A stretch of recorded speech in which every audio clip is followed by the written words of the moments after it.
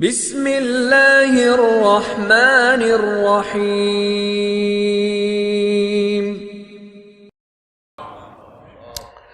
کتب علیکم الصیام، تم پر روزہ رکھنا فرض کیا گیا ہے۔ یہ صیام صوم کی جمع نہیں ہے، یہ قیام کی طرح قام یقوم و قیامن کھڑا ہونا، یہ مصدر ہے۔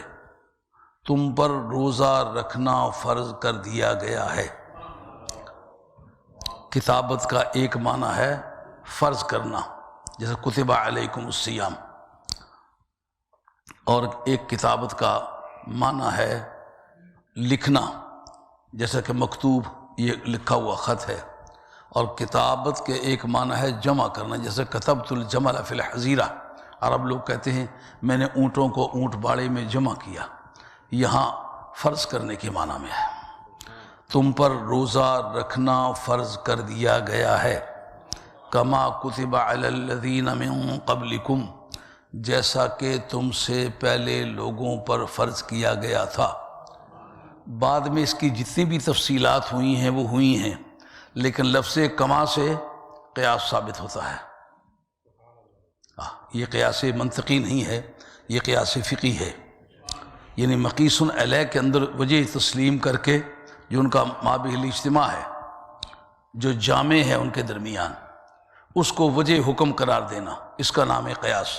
یہ قیاس فقہی ہے، یہ قیاس منطقی نہیں ہے۔ یعنی جو قواعد ان کے روزہ ٹوٹنے کے تھے، روزہ شروع ہونے کے تھے، روزہ بننے کے تھے، بعد میں ان میں تبدیلیاں، وہ نسخ اس کو آپ کہیں گے ایبروگیشن، وہ منسوخ ہوئے ہیں احکام۔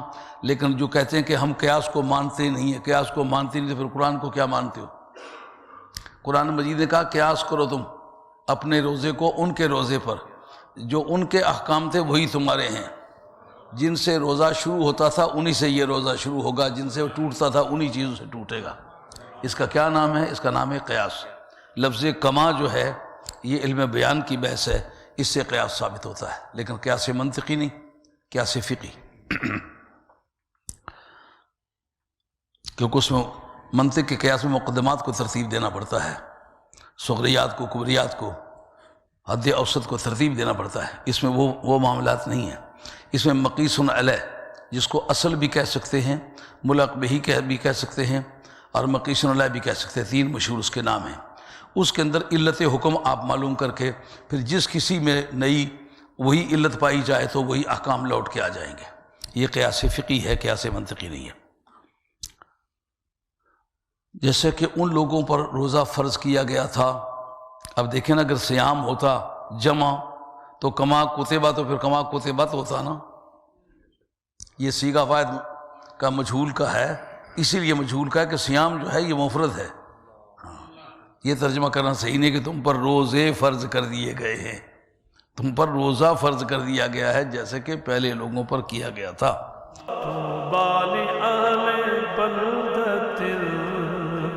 فیہا النبی المحتشم